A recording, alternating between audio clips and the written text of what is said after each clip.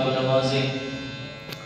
आइए अब इसके बाद हुकूक़ुल्लाह, अल्लाह के हुकूक़, इस उन्वान पर अपनी तकरीर पेश करने के लिए मैं शेख खैरुद्दीन इब्न शेख मुनीर साहब मुतअल्लिम शोबे हिफ्ज़ को दावत देता हूँ कि वाए हुकूक़ुल्लाह इस उन्वान पर अपनी तकरीर पेश करें। अस्सलामु अलैकुम व रहमतुल्लाहि व बरकातुहू। अल्हम्दुलिल्लाह व कफ़ा व सलामुन अला इबादिही अल्लज़ीना इस्तफ़ा, अम्मा बअद। सदर मोहतरम, मुअज़्ज़ज़ असातिज़ा इकराम, हकम साहिबान और मेरे प्यारे अज़ीज़ साथियों, अंदाज़े बयां गर्चे बहुत शौक नहीं है, अंदाज़े बयां गर्चे बहुत शौक नहीं है, शायद के उतर जाए तेरे दिल में मेरी बात। मोहतरम बुजुर्गों और दोस्तों, आप दुनिया पर एक निगाह डालिए, लोगों की आवाज़ों को सुनिए, आस-पास की सदाओं पर ध्यान दीजिए, आपको एक आवाज़ सबसे ज़्यादा सुनाई देगी, वो है हुकूक तलबी की आवाज़। हर शख्स की जुबान पर शिकवा है कि उससे उसका हक नहीं मिलता, उसके हुकूक दबाए जा रहे हैं, उसका इस्तेहसाल किया जा रहा है, उसके साथ जुल्म और ज़्यादती हो रही है। आपा को शिकायत है कि उसका मुलाजिम उसके हुकूक अदा नहीं करता, मुलाजिम को शिकवा है कि आपा उसके मेहनत के मुताबिक उसके हुकूक अदा नहीं देता। इसी तरह हर शख्स दूसरे से हक तलबी का शाकी है। घर बाहर, शहर देहात, अमीर व गरीब, औरत मर्द बच्चे बूढ़े, हर जगह और हर माहौल में हुकूक तलबी की सदाएं मौजूद नजर आएगी।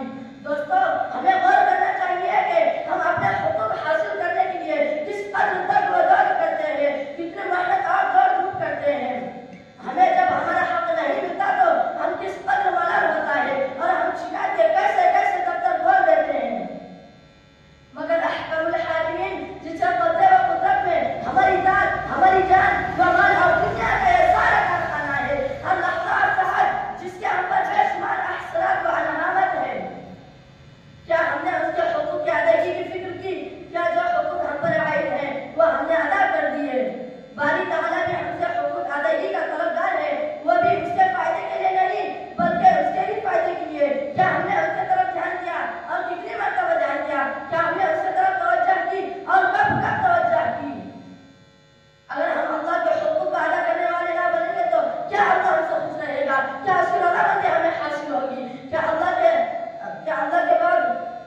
गज़ब व गज़ब और उसकी जबरदस्त पकड़ से बच सकेंगे? नहीं, हरगिज़ नहीं। मोहतरम दोस्तों, हमारी सबसे पहली जिम्मेदारी यह है कि हम अल्लाह को पहचाने, फिर उसके हुकूक को पहचाने और हुकूक को पहचानने के बाद जान वतन से उसकी अदायगी में लग जाएं। उसके बगैर हमें दुनिया में कामयाबी मिल सकती है या आखिरत में। अल्लाह का सबसे बड़ा हक यह है कि उसके साथ किसी को शरीक ना ठहराए, उसे एकता व बेनियाज तस्लीम करे। इरशाद बारी है, कुल हुवल्लाहु अहद अल्लाहुस समद।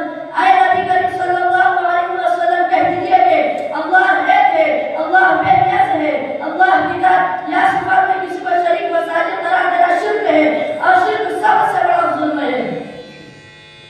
इन्ना शिर्क लज़ुल्मुन अज़ीम, बेशक शिर्क सबसे बड़ा जुल्म है। हर गुनाह की बख्शिश हो सकती है मगर शिर्क की बख्शिश नहीं हो सकती। इरशाद रब्बानी है, इन्ना अल्लाह ला यग़फिरु अन युशरक बिही व यग़फिरु मा दूना ज़ालिका लिमन यशा व मन युशरिक बिल्लाहि फ़क़द इफ़्तरा इस्मन अज़ीमा। बेशक अल्लाह नहीं बख्शेगा उस बात को कि उसके साथ शरीक ठहराया जाए और बख्श देगा उसके अलावा जो अल्लाह के साथ शरीक ठहराया जाए, उसने बहुत बड़े गुनाह का इक़रार किया। जिस तरह अल्लाह का हम पर हक है कि हम उससे ताल्लुक़ माने, उसके साथ किसी और को खुदा में शरीक ना समझे, इसी तरह हम पर यह भी जरूरी है कि उसकी सिफात में किसी को शरीक ना जाने। जिस तरह अल्लाह ताला को दूर व नजदीक की खबर है, हर बुरी और छुपी चीज का इल्म है, किसी और के अंदर या किसी और के मुतालिक हमारा यह अकीदा ना हो। जिस तरह अल्लाह ताला के कब्ज़े तसर्रुफ में ये सारी कायनात और उसका निज़ाम है, उसमें जैसे चाहता है बनाता और बिगाड़ता है, इसे आपके अंदर यह कुदरत व ताकत नहीं है।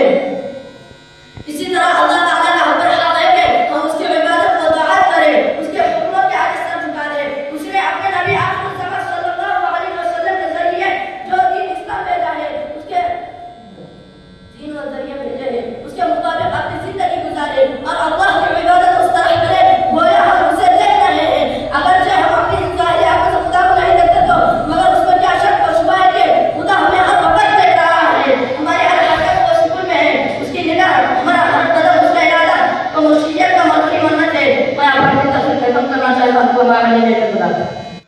अभी अभी मैंने